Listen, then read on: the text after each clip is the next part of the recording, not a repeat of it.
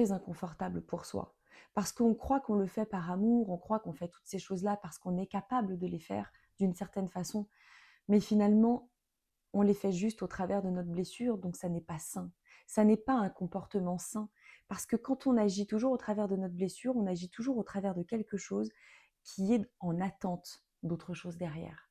Quand tu agis dans cette forme d'accueil auprès de tes proches, chez toi, à en faire des caisses et des caisses, tu n'es pas juste là avec on va dire, ce chakra sacré, tu vois, qui a envie de faire plaisir, qui est vraiment dans la joie, dans la légèreté. Non, non, tu agis au travers de quelque chose qui vient dire: hey, aime-moi un petit peu, regarde-moi un petit peu comme je suis.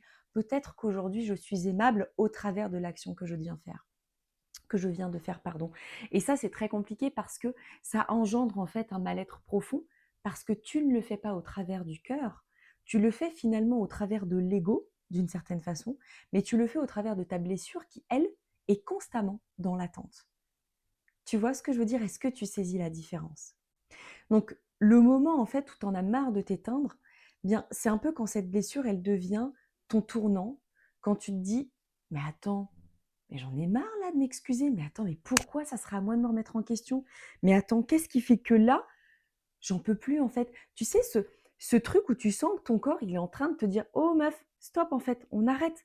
Où tu veux juste enlever cette jolie cape invisible de fille parfaite, perfectionniste, et juste de tu as respiré à nouveau, presque comme un nouveau-né, ou quand tu sors de l'eau, que tu as fait de la plongée pendant longtemps, que waouh, tu sens que tu as besoin de cet oxygène. Eh bien, c'est un peu ça. Parce qu'à force d'avoir peur d'être humilié, tu finis par t'humilier toi-même. Je vais reprendre une gorgée de mon matcha pendant que tu médites là-dessus. Parce qu'à force d'avoir peur d'être humilié, tu as fini par t'humilier toi-même. Qu'est-ce que ça peut bien vouloir dire?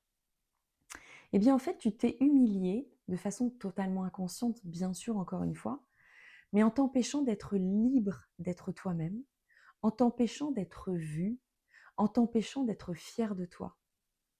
Et quand tu as ce déclic-là qui vient, c'est ce qu'on peut appeler une forme de renaissance. Tu vois, par exemple, quand tu t'humilies